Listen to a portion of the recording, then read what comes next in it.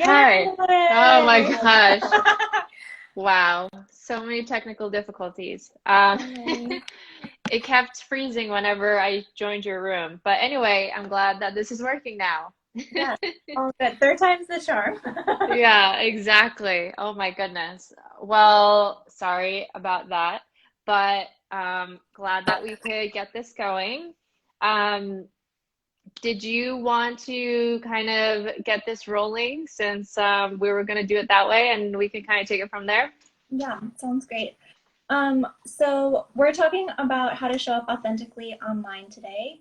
We're going to talk about authentic personal branding, storytelling, fears, all of the stuff. And Sophia and I are actually going to walk you all through what that has been like for us in growing our brands, growing our businesses, give you some of our personal experience, and really make this into a conversation. And we had some questions that came in last night.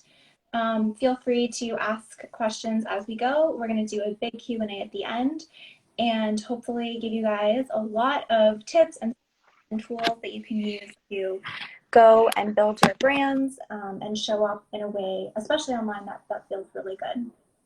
So we're just going to start by introducing ourselves since we're maybe new to you. So hello, I'm Brielle. I'm a brand strategist, business and life purpose coach, and dancer. Before I started my business, I worked in marketing where I helped grow an unknown travel or turn an unknown brand into a globally recognized travel company. And my strategy and implementation helped us grow from 10 million in annual revenue to 36 million annual revenue. So a lot of experience there. And I got involved in entrepreneurship and branding all the way back in college. And my own journey has been so defined by everything I've done with dance. So I started dancing after college, which may not sound like a big deal, but for a dancer, it's considered pretty late to start, especially when you want to dance at such a high level. I did. And really, that part of being myself out in the world was very challenging for me to own in the very beginning. And there was a big conversation, or I should say, many conversations around worthiness and deserving and letting go of imposter syndrome that have, been very important for my journey as an artist and a creative, but also for my personal brand and everything I've done with my business. So that's my quick introduction. I'll share more with you guys too. Sophia, you want to introduce yourself to everyone? Yeah, thanks for sharing that. That was really wonderful. And I love your story and just like the amount of bravery in it. And so my name's Sophia. My business is called Ascend Strategy. I work with women entrepreneurs to create money-making brands, and I do that through guiding them through marketing and sales. This is my third business. I've been an entrepreneur since I was 19, and one of the biggest problems I saw while building all of my various businesses is that there's a lot of information out there to build businesses, but not good information about how do I actually turn my idea into money.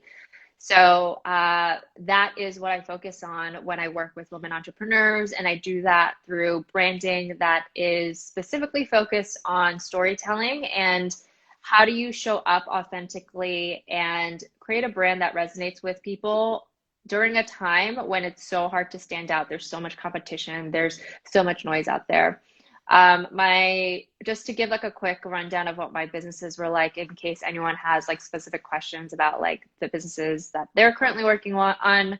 My first business was a clothing business that I ended up selling, and we were in 250 retailers worldwide. That brand was heavily focused on authenticity, and we revolved our whole marketing around storytelling to help that brand succeed. And my second business was in the social impact space. I had a nonprofit that basically fixed broken water projects in Cameroon and India, and storytelling was the number one way we made money. That was the only thing we did 24/7 in order to bring our ideas and communities that we worked with and connected them to our donors. So storytelling and figuring out how to be authentic in that storytelling has just been a huge theme throughout my whole career. Yeah, I love that. Thank you. I'm so excited to hear more about, what that very first business was like because 19 is so young. Yeah, definitely. It's definitely young, especially like why in the world was I showing up with a brand about authenticity and like identity when I had no idea who I was. So that was like an interesting thing to think about. And I'm sure like a lot of people that are watching this probably have feel the same way about, you know, how they're thinking about their brands and just like the imposter syndrome that's coming up. Yeah, for sure. Yeah, so to give you all a little bit, just a structure of how we're going to structure our conversation, we are going to talk about imposter syndrome and some of the fears that we need to overcome in the very beginning, because that's a huge part, like Sophia just mentioned, of our journeys, especially in the beginning. It's so hard to build something when you don't know what your own identity is and what you want to create yourself. So we're going to start there, and then we will move into the storytelling. You know, how do you build an authentic story? How do you build a story that resonates? And share some of the ways that we've done that, some tips we have for you. And then we're gonna close with a Q&A. But before we go into a Q&A, we'll talk a little bit about tangible goal setting, because one of the things we share is we're both about action, and we want to make this really tangible and concrete for all of you. And so that actually means going out there and starting to share who you are and the difference you make with the world. And we'll talk about some ways you can do that that are actionable and feel really doable, because that's the most important thing. So Sophia, what were some of your fears around showing up online in the very beginning? And, you know, when you started your first company, what were some of your doubts? How those changed throughout the years? And how did you overcome them to actually build this really powerful brand that you have today? Yeah, so I think like with when it was my first business and I was like new to entrepreneurship, I was really excited and bushy-tailed about my experience and being able to go out there in the world and sell what I wanted, the product that I wanted to sell. Um, but as soon as I hit play and brought the product out into the world, there was just like a gut drop of like, what did I just do? This is insane. People are going to make fun of me and what I created. So that was really, really scary. And I think like there's like this little voice in the back of your head constantly of, I bet this person is saying that about me, this about me. And you just have this like internal dialogue that pulls you away from the experience of actually honing in. And like, for example, one thing I should have been doing when I was in that experience was watching my customers. Like, why wasn't I spending time watching my customers and seeing what they were doing, observing them and seeing how they were interacting with my product? Instead, I was spending time in my head, just like thinking about what people were thinking about me. So that was like how that experience was for me. And then like with my current business, like the major fears that came up for me was I had already established an identity of like, this is who I am. I'm an entrepreneur who, at that point had two businesses, and one of my business was as like a social impact leader. So for me to move into a for-profit space from a nonprofit, my imposter syndrome went insane. It was just kind of like, oh my gosh, she's so hectic. Why is she switching gears again? What is she doing? She's not smart enough. She's not good enough. That kind of identity shifting was really hard for me to be confident in stepping in. And because I felt like I was almost telling the world that I was insincere, because when you put your heart into one thing and then you decide it's no longer for you and you go into another thing, uh, there's like a level of inauthenticity that you feel, because so many people, especially like our parents' generation, when they had a job, they had it for their whole lives. This idea of like changing identity and honoring that is like kind of a new concept, and our generation is the one that has like really stepped into that. And there's also like this concept of like, if you do too many things, you are perceived as being all over the place, not focused, not ambitious. So I had so many things running in my head. But yeah, what was that like for you? Like from, you know, being in the corporate world and then like being a creative and then going into what you are now, what were some of the fears that were coming for you in those transitions? Yeah, I mean, I so resonate with what you said around feeling like I had to choose one thing. I could not, you know, be a business person and also be a dancer, also be a creative, right? Also like exist in both those worlds.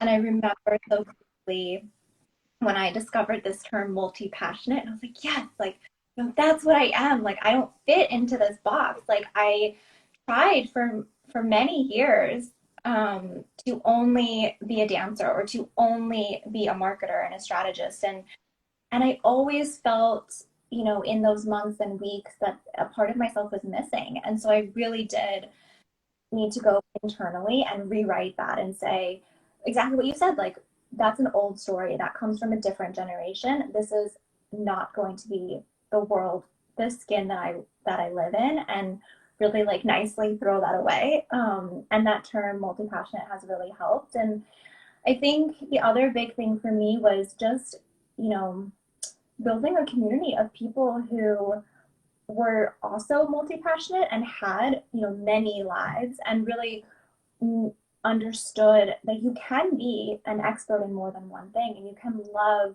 more than one thing and bring value, and like your story is constantly evolving, and of course your interests and where you want to focus is constantly evolving, and like celebrate that. I think that finding that community, just connecting especially with other women, other entrepreneurs, and adopting more of like what I would call now even an entrepreneurial mindset where, entrepreneurs create many things, and that's all super important.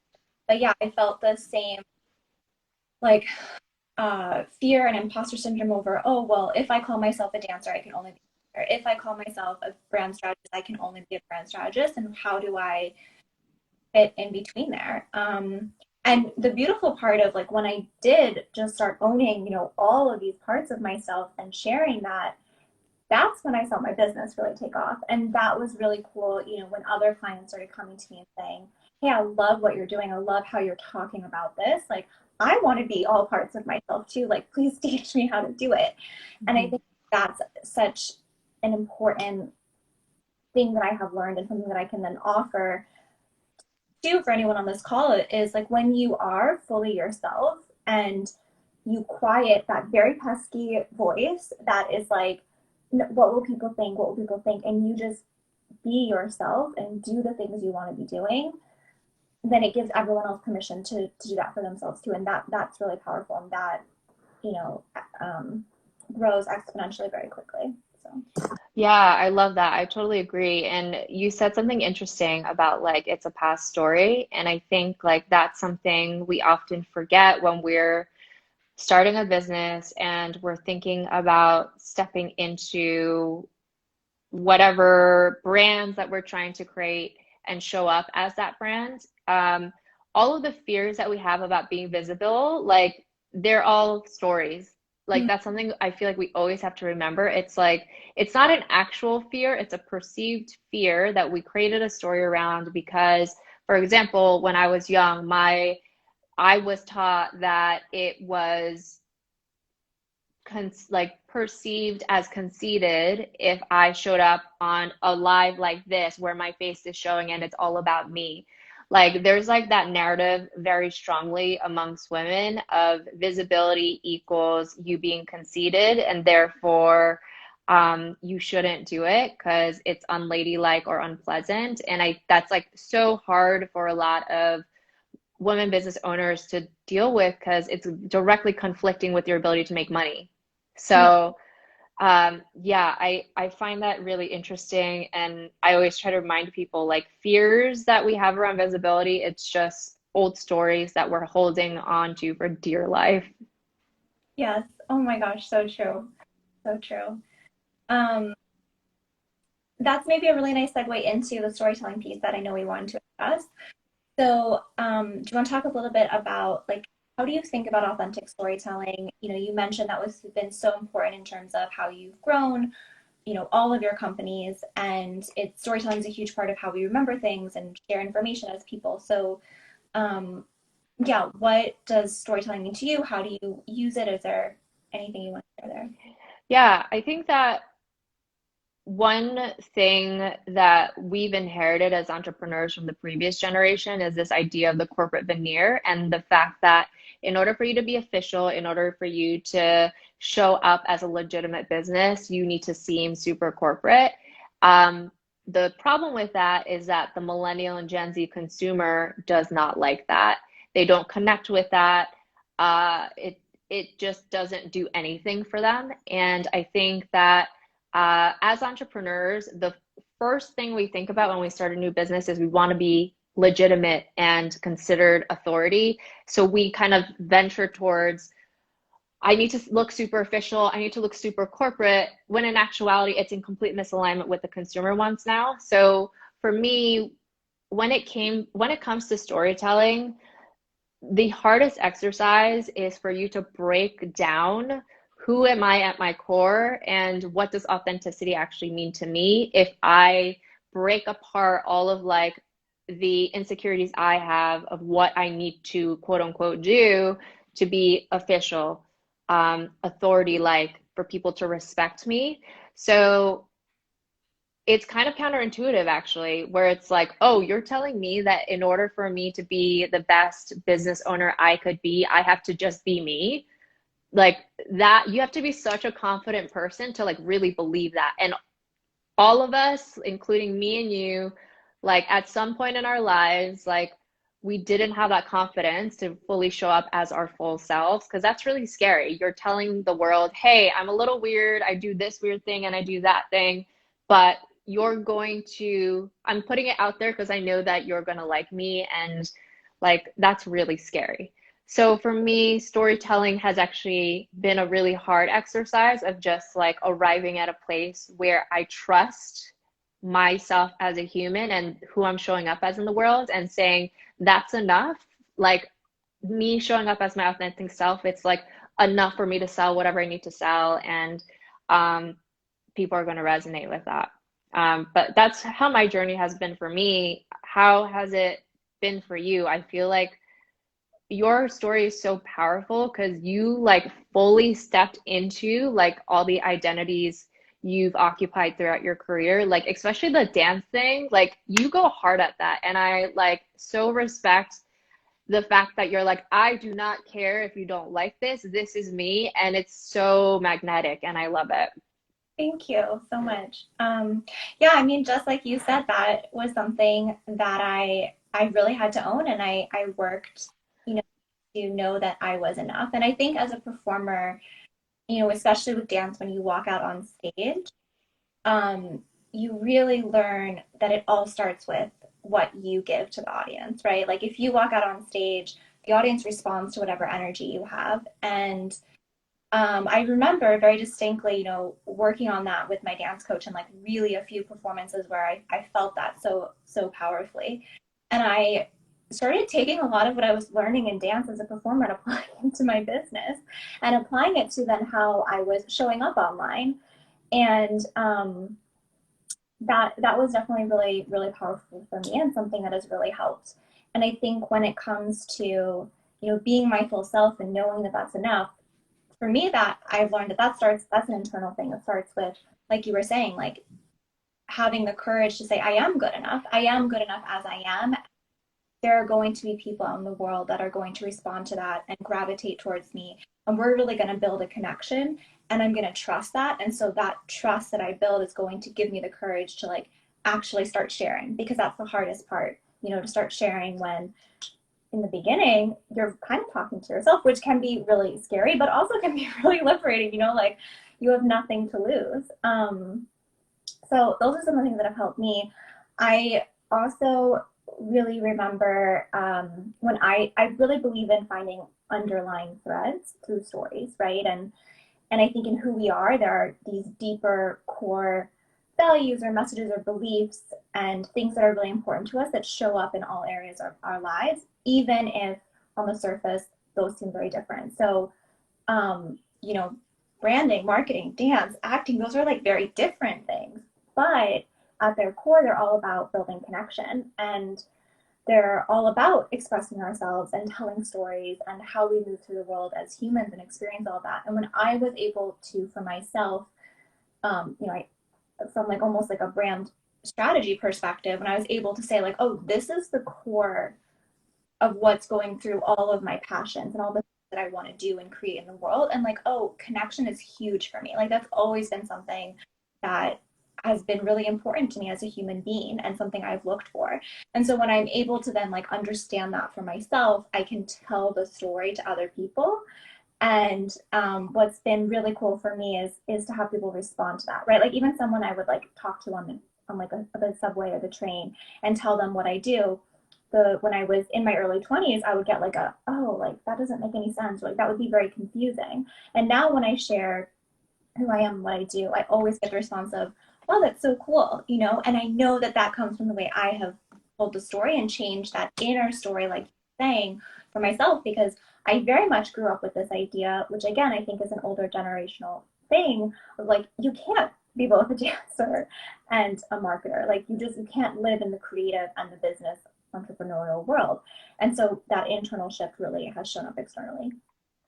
Yeah, definitely. And I know that there's like a question that someone asked prior to this session of like, why am I worth listening to? And I think Mhm. that's such an important question. And it's like a huge question I'm sure everyone has when it comes to showing up online. I feel like, so what do you feel about that when you think about that question? How do people figure, how do they like reconcile a question that's like pretty intense of like, why am I worth listening to? And how do I get to a place where I feel comfortable with the tension of like, oh, and then all the imposter syndrome questions and thoughts come in when you ask that question to yourself. Yeah.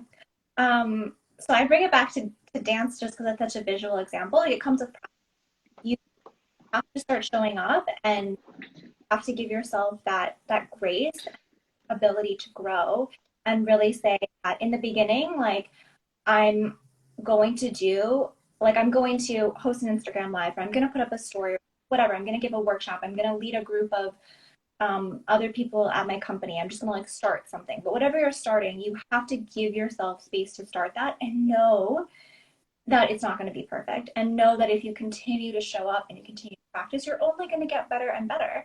And once you've done 4, 5, 6, 7, you're going to be a pro. And that person is going to look back on the beginner and say, oh my gosh, I'm so glad you gave yourself permission to start because you never would have been able to get to a different level if you don't start. Yeah, totally. Yeah, I think for me, like what I always remind myself and my clients when they ask that question of why am I worth paying attention to is uh, when it comes to competition and just everyone else out there that's probably saying the same thing as you have to remember that we do not buy from robots, we buy from other human beings. And we tend to trust, like, even if someone, let's say, is buying services for business coaching, there's a lot of business coaches out there. The thing is that we don't want to buy from any business coach. We want to buy from a business coach we trust. And we tend to trust the people that have gone through the same pain and the same struggles that we have, because then we know that they are capable of overcoming those struggles and pains and guiding us through that process for us. So I think that like when it comes to that question of like, why am I worth listening to? Why should I show up as my full self? Uh, you have to show up as your full self simply because there's someone who is maybe 10 paces behind you that is in the same place as you were a year ago that really needs your help. And the only person that can help them is you because you've been through their unique experience in a very similar, familiar way.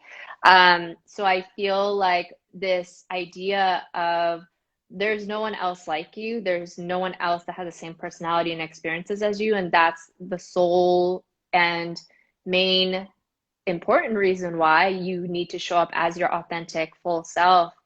I think like to me that's like yes, like that's enough because I think that especially as business owners and all of like the startup culture that's out there, we get so caught about this idea of how do you scale? How do you grow? How do you get big? When in actuality, it's like, no, like smart starts small. If you focus in on the one person that's a year behind you, 10 paces behind you that really, really need your help, if you just focus on them and you can help that one person, you're going to get better, you're going to get faster, you're going to get stronger, and you're going to actually realize just like the depth of your strength and how capable you are of helping even more and more people. So it's almost like we shoot ourselves in the foot by thinking about this concept of like, how do I build an empire?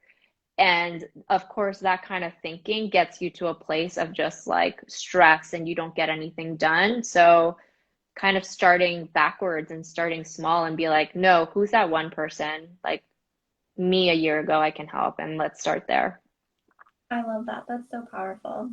And I love thinking about like you are your own superpower, right? Like no one is you, and that what makes you going out into the world and sharing what you know and your experience and your expertise so powerful is that no one else can do it. I really love that. Yeah. Yeah, totally. Yeah, and I think that like I feel like this whole conversation is honestly just like the main takeaway is like in order for you to show up authentically online and to tell a great story, the real question is if like where is your lack of confidence coming from and how do you resolve that? Because that's almost like the root of the issue is like how comfortable are you with yourself, and like how do you tackle that first so that you get to a place where telling your story, it's just like supernatural. You feel fine and you feel like super confident in your story, and that showing up authentically, you like very resolutely feel it in your bones that it's the only way to be. So yeah, I feel like getting to the root of your fears is definitely the key here for sure. Yeah, for sure. I agree. Uh, well, we can move in maybe to how do we set some tangible goals around going out into the world and who you are, start sharing your story. Like, what would you say to someone who wants to start? Like, they know that they have a story to tell. They are starting, maybe they want to start for themselves. Maybe they just want to become more visible, right, for their current career. What would you tell them? How to set tangible? Yeah. I think like the biggest thing is like get very, very crystal clear on what is like your thing, as far as if you were to create a mission statement of why is Sophia different from everyone else out there when it comes to business coaching, for example. I usually ask my clients the question of what pissed you off enough to start your business? And that answer is usually like the key answer that tells me what your secret sauce is. So, Mhm. like, getting super clear on what's your secret sauce and use that question of what pissed you off to guide you towards that answer. So, for me, like, figuring that out first is like make or break for the whole thing. Because if you don't know the answer to that, your audience is not going to figure it out for you. And they sure as hell will not know what makes you special and why they should listen to you over anyone else. So I think for me, that exercise and getting super clear on that is really important. And then from there, having that show up everywhere on your Instagram bio, the first sentence of your website, the topics you talk about on your blog and all of your other marketing channels, letting that be a North Star to help kind of guide you through the process. So that's one for me. How about you? What's like a tangible next step that you recommend? Yeah, I love what you were saying around, really knowing what your secret sauce is, what your superpowers are. And I think it can be really helpful to have that reflected back to you, especially in those early stages when perhaps we haven't practiced, you know, going out into the world and really owning them. And then I always tell clients too, like once you have that mission statement, once you know what your values are, what you're trying to create, what your superpowers are, read them like affirmations, like read them every day, like morning, noon, and night. Like keep repeating them to yourself until they no longer feel like something you have to remind yourself of. But you're able to internalize them and own them so much that they're just part of who you are, and they naturally come out of your mouth when you're speaking or when you're writing or you're updating your Instagram bio and all of those things or speaking with potential clients and buyers. Um, and then I also really like, I think doing helps us gain experience. And the more experience we have, the more we trust ourselves and we build expertise. And, you know, once you've done it once and you realize it's not that scary, you can go and do it again and it gets better and better. So I would say another really great place to start is create like a tiny step forward for yourself. You know, like, can you, if you do want to show up more online, how can you do that in a way that's like, okay, I can go do that right now, right? Like, can you write one blog post a month? Can you like put that time into your calendar? And can you just say, okay, I'm going to do this for the next 3 months? That's 3 blog posts, right? That feels doable versus, oh my God, I'm going to start a blog. I need to start a blog for my brand. I need to start a blog for my business. That feels like something never ending, and that you're really like limiting yourself of like, oh my gosh, I'm committed to this blog for the rest of my life. And like, what if this isn't the business that I want, or my brand changes, or I run out of ideas, and like all of the fear can start to build. So Mm-hmm. how can you make a tangible goal? How can you set a tangible goal for yourself that is, you know, not going to be for the rest of your life, so that we are moving forward in that way too? Yeah, I love that. That kind of reminds me of when it comes to like taking those more like bite-sized steps to kind of executing is uh, also getting really clear on like what your perspective is. Like when you sit down and you are thinking about content and how you're doing your marketing, if you're just like sitting and you're letting your mind wander too much, for me at least, that is when I get into trouble and I get nothing done. So like I almost need guardrails. And for me, the guardrails that really work is when I'm really clear on my perspectives. So for example, kind of like how you and I in the beginning of this conversation, when we shared our backgrounds, we said very specific things. So for example, I said how when I started my businesses, I was really annoyed by the fact that all the content that was out there was a lot of content out there, but not enough content about how can you turn your idea into money. So that's like a perspective of mine, right? That's not a fact. It's just a observation I made when I was building my businesses.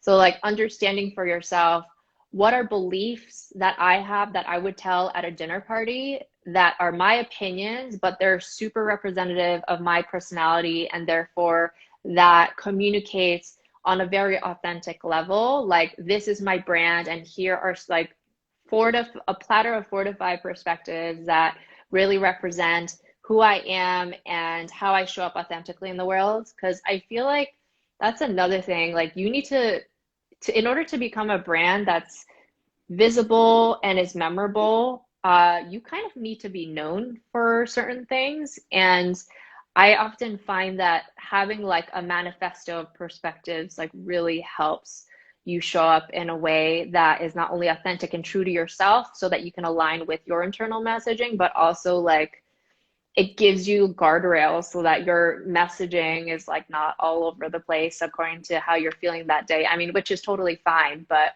you know, something's got to give at some point. Yeah, it can be helpful to have a structure within your working, like a structure that helps you move forward and know that what you're building, what you're creating around what you're about is ultimately in alignment with where you want to go, for sure. Yeah. Yeah, totally. Um, we had a couple of questions that came in, right? Yeah, let me grab them. Okay, so, oh, let's answer this one. So the question is, trying to attract a client wealthier than I am, but struggling with how to show up authentically online when I shop at Target and TJ Maxx. Help. I love that. Yeah, I would love to hear your thoughts on that. That's such an interesting question. Yeah. So I would really encourage you to, the person who asked the question, to free write, like set a timer for 10, maybe 12 minutes, and just really journal about what it is about this quote unquote wealthier client that's very appealing to you. You know, what is it about them? Like, get so specific that if someone were going to read what you wrote down about this ideal client, they would be able to go out and like cast that person for a movie and make the exact scene that you have in your mind. Because when you do that, I think you will find that there are certain things about this person that you share, that you have in common, right? There's a reason why you're feeling drawn to them. They value certain things that you want to bring into your business, or you want to work on. So, because I know the person who asked this question, I would also say, this person's a photographer. So what is it about this wealthy client that is going to create the experience that you want to capture on film? And how can you then connect with them and talk to them online about those types of things, right? So maybe you both share, maybe you're both very passionate about design, or like, how things visually look, those sorts of things. They could still shop at Target and TJ Maxx, right? And so that's the limitation that you're already bringing into this relationship by saying, oh, well, you don't shop at Target, TJ Maxx. You don't know. You guys could both share an affinity for finding a great deal at Target. So those are also ways that you can try to change the way you're relating to it to find more connection in it. I love that answer. I think it's perfect. I have nothing to add to that. Okay. Next question. So this person wrote, I made an account, but I'm just stuck on what to post first. So yeah, what would you say to that person? So that to me sounds like a couple of ways you could approach that. Like, I don't know if the person has like a personal brand or if it's like a product or service brand, but the first thing I would ask is going back to the question of like, what pissed you off enough to start your business, and kind of creating content buckets around those answers. And again, like thinking through your perspectives and what perspectives do you have to share when it comes to the specific industry that you're in, or even why you created your personal brand. So like that's a great place to start. And I think that another way to think about it is your customers. Like, especially because of the world that we're living in, like we're living in an entertainment based like content world. So when you're creating content that is like super education based, that works up to a certain point. You kind of have to introduce your specific outlook on that, kind of like your hot take, your personal hot take on whatever like education based content you want to share. It doesn't work anymore to like splash some statistics on a Instagram post and like have that perform well. People just don't care. They have Google. So, what I really encourage you to do is to really think about what is your brand voice, what is the personality, what are the unique insights that your brand is bringing to the table, and then just like let it run from there. As far as like what the first post should be, I wouldn't stress out too much about that. Like I always try to look at content from the perspective of what am I saying within a whole month rather than like what I'm saying for that week. Because honestly, you shouldn't care about like the randos that are looking at one post here and there. Like you should be focusing all your attention on the people who are looking at your content on a month-to-month basis, and the impressions they're like coming away with from how your brand is communicating. But yeah, how about you? What are your thoughts on that? Yeah, no, I love that, especially the last thing you said, around thinking about it as, what are the first like 5 or 6 or 7 or 10 posts? Like what are all the ideas you have, so that you take that pressure off of, oh, I have to have this, I can be a perfectionist, so like I know this so well, it's like I have to get this one post perfect because I'm launching something into the world, especially when you're starting. I'm guessing this was about a new Instagram account, but whatever it is, right? And instead, as a recovering perfectionist, I have learned to look at things as this is one piece of this whole thing that I'm building. And like you said, you want to focus on the people who are going to show up for multiple posts and really build that connection with you and be part of your story, not someone who's going to look at one post and then go away. Those aren't the ones that are going to move your business forward anyway, so we don't want to focus on them. So Totally. yeah, I love that. Okay, we have 2 more questions, I think, or maybe just one more. So we talked about this a little bit, but this question was, I'm just worried I'm not interesting enough, or like I don't have enough to share, which I feel like we addressed a lot with finding that inner worthiness piece. Is there anything else you want to add? Yeah, not interesting enough. I think for me, I would actually take it a step back too, is asking yourself, um, first of all, going through the exercise of like, what's my unique perspective? If I was at a dinner table, what are the opinions that I would have to share about this like particular product or service I'm selling? Um, I would start there. And if that doesn't work, I would actually question and go back to the confidence piece of like, I feel like we don't talk about this enough, the fact that like when it comes to entrepreneurship, it is so much, especially in the beginning, a very strong exercise of asking you the question of, do you have enough sovereignty over yourself that you feel like you can step up to the table as an entrepreneur that can steer this very large ship of whatever brand you want to create?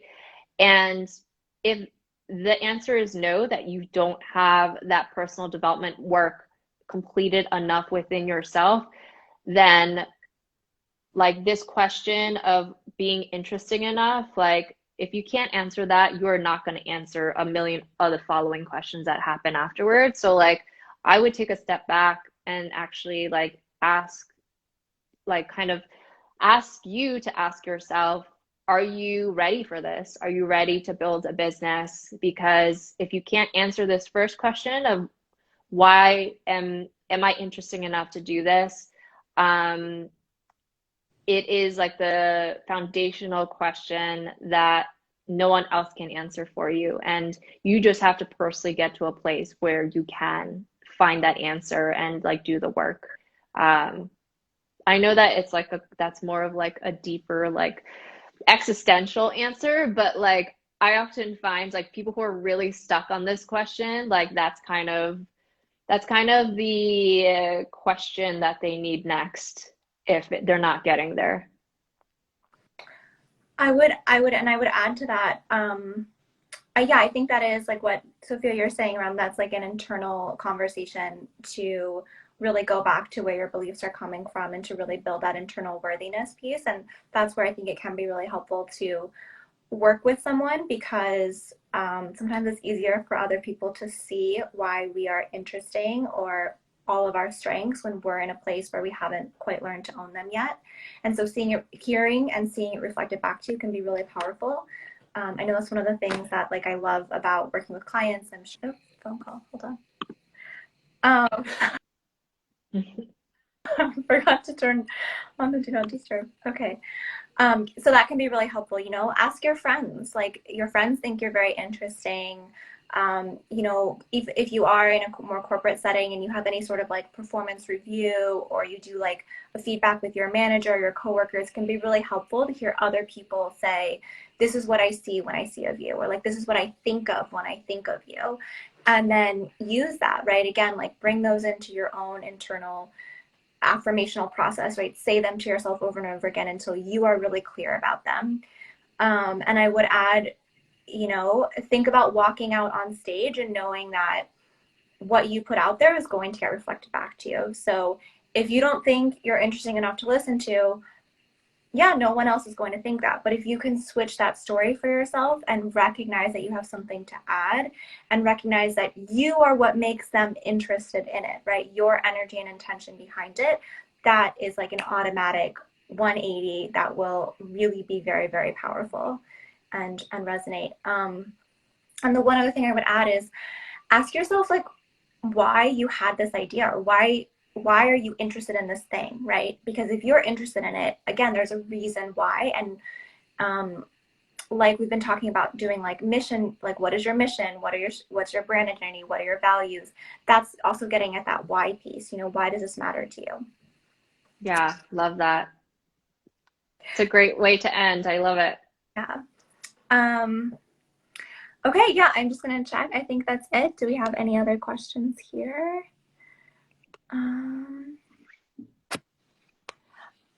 Okay, final question before we end.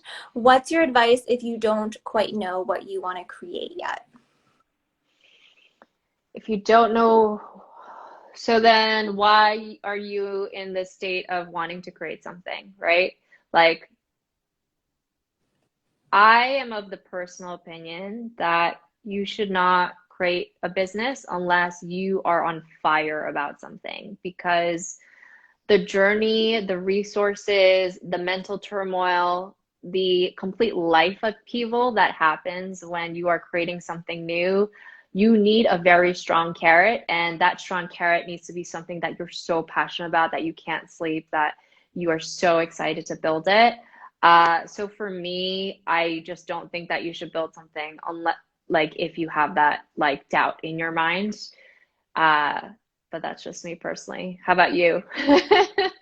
Um, I would say that I think you do know what you want to create. And this is one of my beliefs is that I think we all know from the very beginning what it is we want to do in the world. And we go through life and we're like slowly sort of told these stories or told like, no, like you can't do that. You know, like if you do that, it means X, Y, and Z, and X, Y, and Z is bad. So I would say like just start playing, right? Like you don't have to quit your job and start a company tomorrow. Like that's probably not going to be the best next step for you. But again, like think about it in terms of how can you give yourself a couple of hours this weekend to just explore and get creative and like do some visioning, right? Like what does the best case scenario look like?